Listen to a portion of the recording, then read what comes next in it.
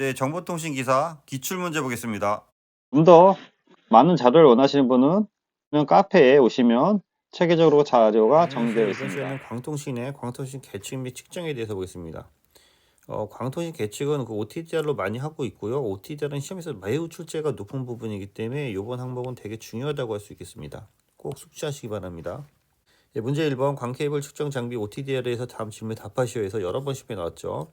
OTDR 원어 측정 용도 4가지, 광속유 케이블 접속 지점에 대한 결과를 측정하는 방법 2가지, 어떻게든 혼용돼서 나올 수 있는 부분입니다. OTDR은 옵티컬 타임 도메인 리플렉터 광 펄스 측정기입니다. 그래서 OTDR 측정 용도 4가지, 광섬유 케이블에 대해서 전송 손실에 대한 감쇄 정도 측정하는데요. 싱글 모드 케이블, 주로 OTDR은 싱글 모드 케이블 측정하는 거죠. 왜냐면 그 외부에서 측정하는 거잖아요. 그 멀티모드 케이블은 주로 내부에서 쓰는 거기 때문에 상관이 없죠. 그래서 주로 킬로미터당 0.3dB에서 0.4dB 정도 감쇄가 되는데, 이렇게 10km가 있으면은 그래서 0.3dB면 약 3dB 정도 감쇄하는 게 맞는 거죠. 근데 이게 너무 많이 감쇄한다 그러면 뭔가 문제가 있는 거죠. 그 다음에 단위 개소당 접속 손실에서 이걸 콘넥터 손실이라고 하고요. 중간에 콘넥터가 있으면 콘넥터마다 약 0.2에서 0.3dB 정도 감쇄가 되고, 광 케이블에 대한 중간에 단선 어떻게 끊어졌는지 또는 전체 광 케이블에 대한 총 손실을 구하는 데 쓰는 겁니다. 그래서 OTDR의 주요 용도는 광섬유 손실 접속점까지의 거리와 접속 손실, 접속점으로부터 반사되는 광섬유가 파손된 경우에 파손 지점까지의 거리나 고장점을 측정합니다. 그래서 OTDR에서 측정하는 방법에 대한 원리 2가지는 후방산란법에 의해서 백스캐팅 메소드, 컷백 방식 또는 투과 측정법 방식을 사용합니다. 2번 광섬유 분산을 이용한 산란 측정하는 장비 OTDR입니다. OTDR 광섬유 분산을 이용해서 산란 측정하는 장비, 위에서 얘기한 OTDR이고요. OTDR의 용조와 측정 방법을 어떤 측정 방법을 사용하는가 응용인 건데요. OTDR은 광섬유의 장애점, 고장점 또는 손상 등의 유무를 측정하는 데 사용하는 계측 장비로서 후방 산란법, 그러니까 여기 광펄스가 여기 신호 빛이 가서 여기서 부딪혀서 다시 돌아오는 이 후방 산란법을 사용합니다.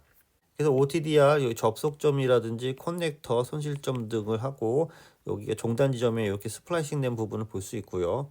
OTDR의 기술의 원리는 광섬유에 존재하는 작은 결합들 및 불순물들에 의한 후방 산란, 이걸 레일리 산란이라고 하는데요. 이 후방 산란법에 의해서 광섬유 내에 반사되어서 오는 커넥터라든지 접속점에 대한 반사점을 측정하는 부분이 되겠습니다.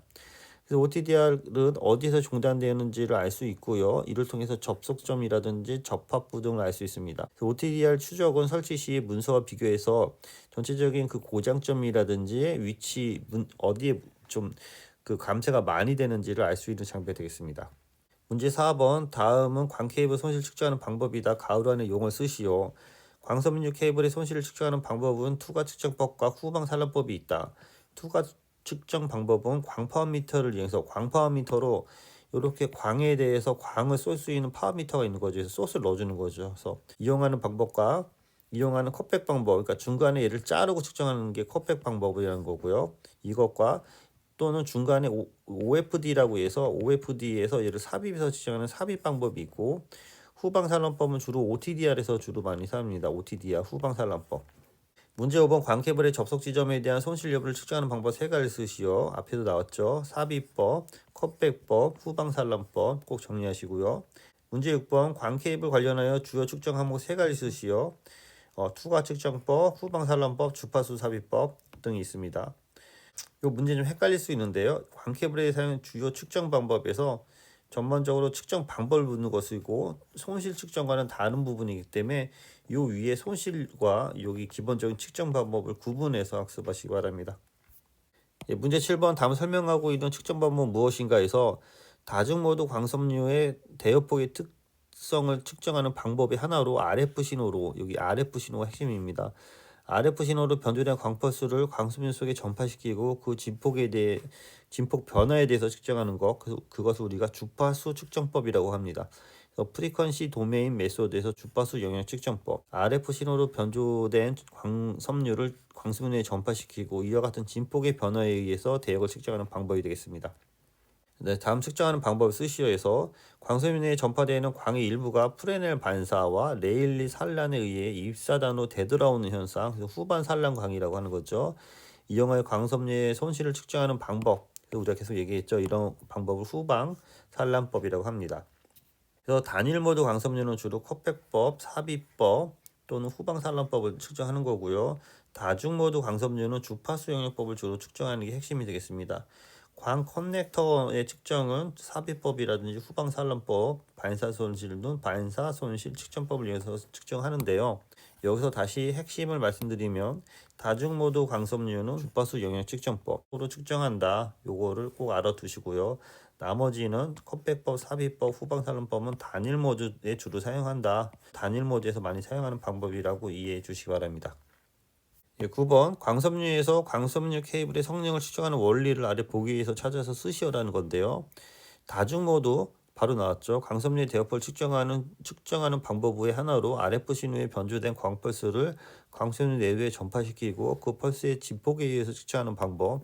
주파수 영역 측정법이라 했죠. 여기 주파수 영역 측정법. 4번 광섬유 내부로 전파하는 광신호의 일부가 프레넬 반사, 레일 반사에 의해서 되돌아와서 측정하는 방법.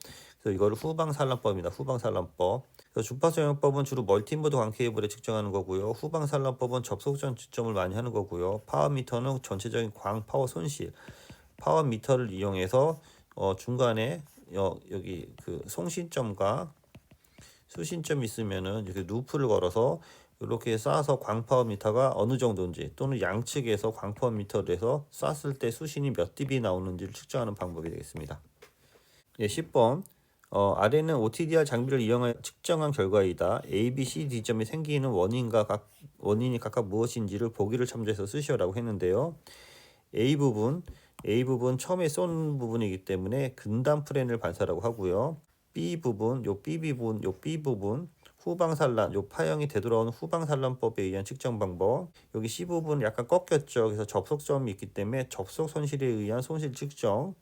D 부분은 이게 파형이 완전히 찌그러지고 있죠. 그래서 이건 고장점, 광 케이블이 끊어진 종단 지점이 되겠습니다. 그래서 고장점을 이렇게 잡아주시고요. 여기 접속된 부분이기 때문에 접속 부분을 넣어주시고 후방 산란법 이렇게 넣어주시고 근단 프레넬 반응사 여기 제일 초반에 있는 부분이기 때문에 근단 프레넬로 해서 정리해 주시기 바랍니다. 그 내용을 아래 설명한 부분이 되겠습니다. 문제 11번 OTDR 계측 장비에서 발생하는 데드존 종류 3가지를 쓰시오라고 해서 우리가 이니셜 데드존, 이벤트 데드존, 어테뉴에이션 데드존을 쓰면 돼요. 이 3가지는 꼭 정리하시고요. 이니셜 데드존, 그래서 반사광 발생 지점에서 초기에 발생하는 데드존이라고 할 수 있겠습니다. 그래서 이니셜 펄스에 대해서 나온 데드존이고 입력단에서 측정이 불가하고 다 작아서 다 좋은 거죠. 그래서 OTDR 입력단 커넥터에서 발생하는 반사광 및 그 반사광에서 발생하는 수신 파형이 꼬리를 당겨서 측정이 불가능한 입사 거리에 대한 범위가 되겠습니다. 이벤트 데드존은 이벤트 피크점에서 1.5dB 이상인 D점이 되겠습니다. 이벤트 피크에서 1.5dB 이상 점은 측정이 불가능하다. 그래서 이벤트 시작점부터 이벤트 피크 지점에서 1.5dB 내려온 지점 사이의 거리로 선형에서 반지점폭을 나타내고 이벤트 데드존이 크면은 당연히 잘 검출이 안 되는 거죠. 헷갈린 거는 어테뉴에이션 데드존인데요. ODR 파형과 가상 직점의 0.5dB 여기 0.5dB에 있는 그 점인데요. 이것도 다 작을수록 좋은 거고 이벤트 시작 전부터 이벤트 후 선형화된 OTDR 직선을 가상으로 이벤트 구간에 그려서 가산의 직선과 실제 OTDR의 간격이 0.5dB 지점까지 거리로서 인접 이벤트를 측정하지 못하는 거리가 되는데요. 이렇게만 하니까 좀 헷갈릴 것 같아서 제가 다시 한번 찾아봤는데 여기 어테뉴에이션 데드존이 있는데 여기 커넥터가 연결이 돼 있고 그 사이에 또 이제 광 접속을 했어요. 그런데 커넥터와 요 스플라이서, 요 스플라이싱 된 거가 되게 짧아요. 되게 짧아서 그 어테뉴에이션 데드존에서 여기 되게 짧은 사이에서 접속이 되면은 OTDR은 요 스플라이싱 된 부분을 측정할 수 없다. 요게 어떻게 보면 요 0.5dB 요 선을 기준으로 해서 봤을 때 요 부분을 이제 측정할 수 없다는 거고요.